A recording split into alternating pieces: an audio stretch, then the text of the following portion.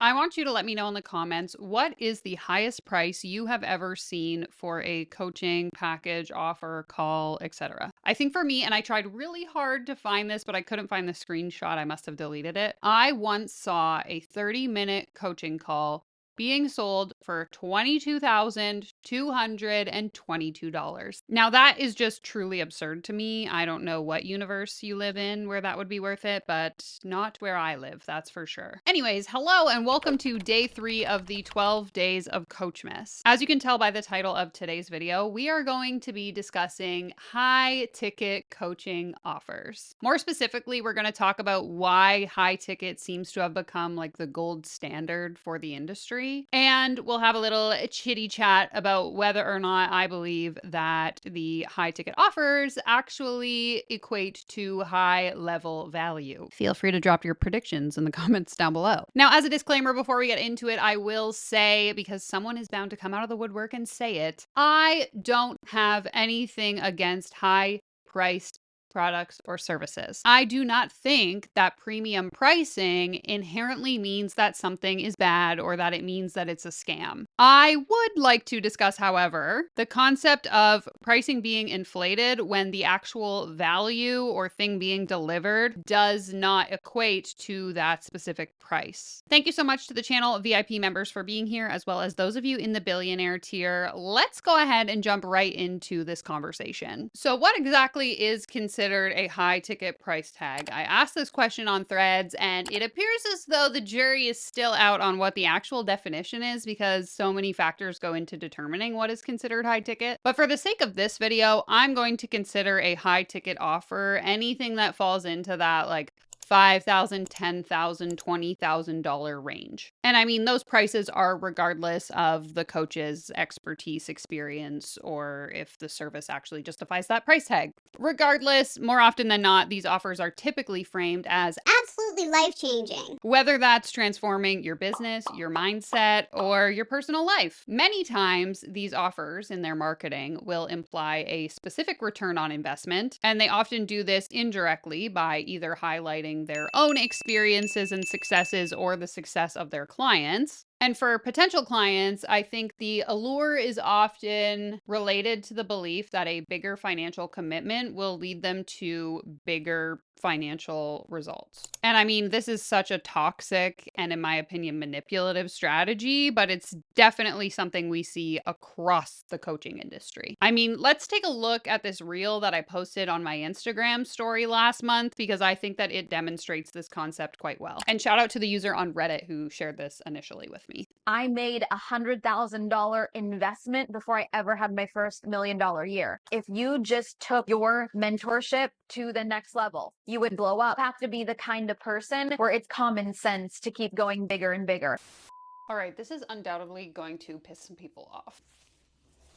Like, let's break down what's actually happening here. I am so sick of this. If you're not dropping a year's salary on mentorship, you must not be serious about your success. This kind of rhetoric is designed so that you don't feel like you're enough unless you stretch yourself to your absolute edge. It plays on your insecurities, framing you as small-minded, weak, or not that serious about your success if you're not throwing thousands of dollars at them. Because guess what? The ones who are promoting this investor fail mindset are the same ones who are selling these high ticket coaching offers. Consider the source, consider the intention. Obviously, someone who has something to gain, in this case money, from you believing what they're saying wants you to believe it. And you know what else? This whole narrative, while it may be disguised as empowerment, it's really just breeding dependency. They want to hook you into the belief that their overpriced next level guidance is necessary in order for you to succeed. And I'm here to remind you that this is simply not true. Take it from me, someone who has literally spent hundreds, if not thousands of hours researching this exact topic. Your success does not depend on you maxing out your credit card to get into someone's next level energy. Don't let anyone convince you otherwise. The reality that I want to stress here as a business owner myself, and I'm sure those of you that are business owners in the comments can attest to this as well, is that big money in does not always mean a big return out. That's not how business works. Like, let's pretend that I decide tomorrow I want to start making balloon animals and selling them to people. Just because I decide to spend $50,000 on hiring a mentor and buying all the supplies for my balloon animal business, if nobody wants to buy my inflatable giraffe, I'm not going to make a return on that investment. No matter how hard I believe that I deserve it or that I am capable and that I am worthy and that I spent all this money and I need to make it back. These people want to convince you that the secret to success is to just invest in their mentorship, but if there is no market for the thing that you're selling, you're not going to get a return. That's business 101. No market, no money. So by now I think we've all probably seen at least some of these offers at one point in our time spent online or another. I mean, those of you that join me on live stream every Monday basically get to see a new one of these offers every single week, so you're welcome. And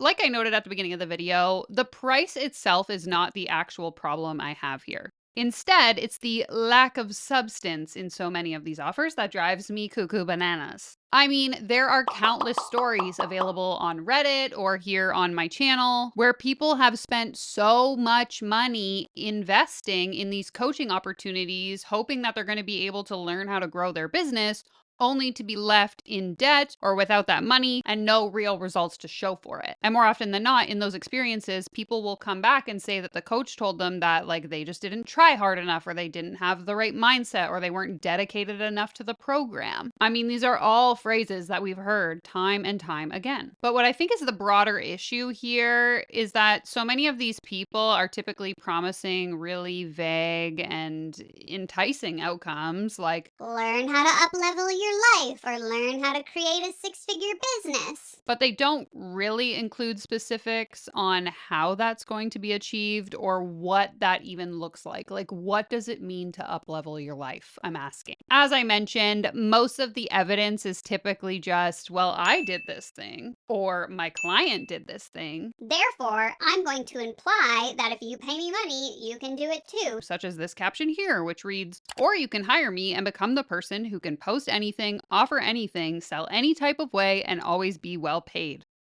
If you're done doing all the things and still wondering why your income isn't growing, and you're ready to be paid for who you are no matter what you do, my work is for you. You're telling me that if I pay you money, I'm going to make money no matter what I do? Red fucking flag. My question is, and always has been, how are we coming up with the numbers for these programs? Like, these people use this attitude of, Instead of having 10 clients that pay you $1,000, just find one client who will pay you $10,000. but in my opinion, that strategy doesn't really factor in the true value of the service so much as, how much money do I want to make this month and how many people do I need to rope in order to hit that target? I mean, one of my original reaction videos from probably almost 2 years ago now, I'll actually link it in the cards in case you haven't seen it. But in that video, this woman tells her like pricing strategy, and not to spoil the whole video, but it's basically based on the concept of figuring out how much money you want to make and then reverse engineering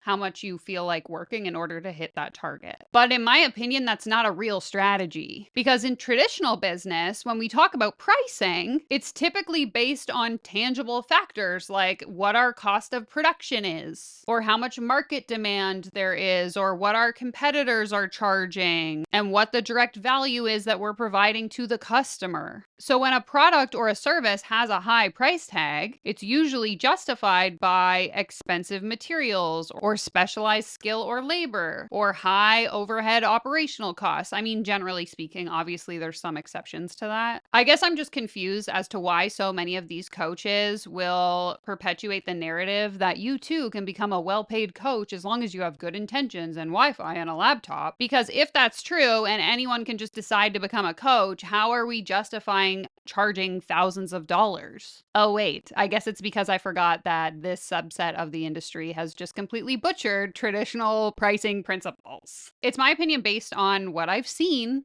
on the internet that so many of these coaches justify their prices based on purely emotional results versus like actual tangible outcomes. And I think that this really explains why so many people buy into these scams. I know a common piece of feedback I get on a lot of my content is like, I don't understand how anyone would be stupid enough to fall for one of these. but I mean, I have a whole video that debunks that argument if you want to go and watch it. But basically, they're just creating this narrative that's playing on the client's insecurities or desires. Like if you feel unsure or insecure in your business and someone is telling you like, All you have to do is pay me, and then you'll be able to charge thousands of dollars, and you'll be able to make back your investment. you're going to want to believe that story. But if you're someone who is maybe considering making one of these investments as we head into 2025, I really just encourage you to ask, is learning how to build your confidence and feel better about yourself and your business really worth the $5,000 price tag that it's hiding behind? Because I mean, these are things that I used to say to myself to try and justify the fact that I spent $4,500 on a coach who didn't really help me get any tangible results. I didn't want to admit to myself that I had been duped, so I would just say things like, Oh, I feel so much more confident, or oh, I really love my offer that I created. even though nobody's buying it. I feel like I have such a more positive mindset. And while those statements were probably true, I did feel confident and I felt good about my business. Was it worth the $4,500 that I spent? Probably not. The industry wants you to believe that the answer is yes. But if you take a step back and you objectively look at it as I am investing X amount of dollars, I want you to consider whether or not the return that you're getting, even if it is just an emotional return, is it really worth that particular price tag? And of course, this is going to be relative to everyone's individual circumstances. I understand that. I just have a really hard time believing that this could be true when so many free or lower cost, more accessible offers exist now on the internet.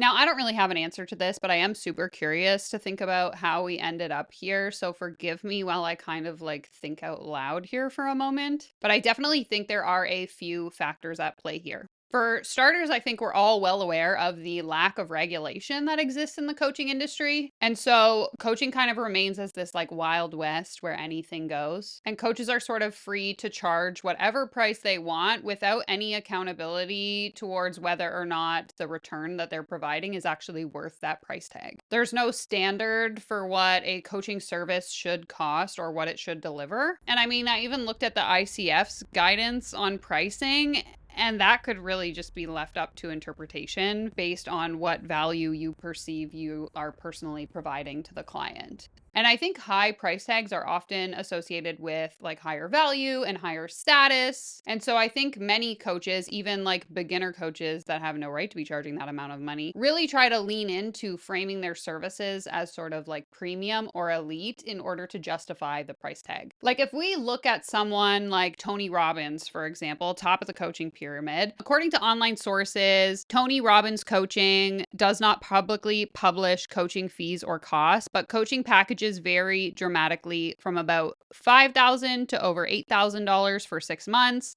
about 18 sessions of 30 minutes each, or from $12,000 to $18,000 for 12 months, depending on a lot of different unknown factors. Keep in mind that those prices aren't even for direct coaching from Tony Robbins himself. Instead, it's like one of his coaches who is trained under the Tony Robbins coaching method. Very similar to the model that I so beautifully drew for you back on day one of the 12 days of Coachmas. I mean, we've seen this same model inside the Life Coach School, inside Stacey Bayman's 200K program, and I'm sure in hundreds of other coaching programs as well. You basically pay thousands of dollars because you're sold on the idea or the concept of someone's personal brand, but then the coaching service you receive is not actually directly from that individual at all. And listen, I understand that's how businesses work. As you scale, you start to outsource some of your work so that you can make time for yourself to focus on the bigger picture. So you have staff that do the work on your behalf. I'm not saying there's anything necessarily wrong with that. But in my opinion, if you're using your personal image to convince people to give you $5,000, $10,000, $20,000, then sending Jane Doe to go and do the work for you kind of seems misleading if you're not transparent about it up front upfront because I probably could have just paid Jane a fraction of the price up front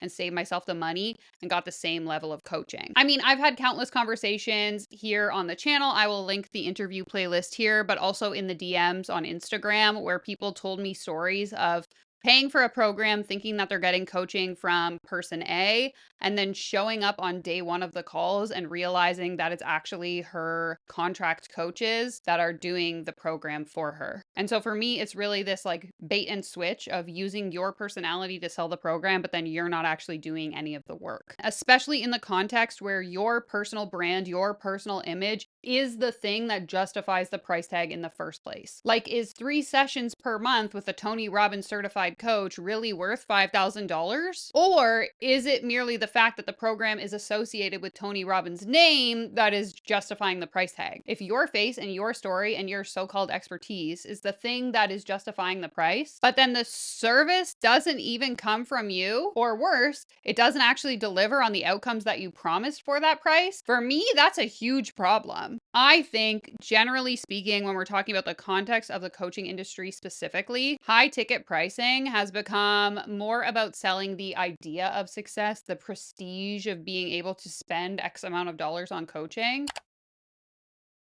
rather than it is about delivering tangible results. And ultimately, I think we have sort of normalized these types of pricing because the industry itself, especially in the marketing, really thrives on emotional marketing rather than clear, measurable value. But as always, I would love to hear your thoughts in the comments down below. I will pop the playlist for the rest of the series up on the screen here. That's going to be it for today. Take care, comb your hair, and I'll see you tomorrow.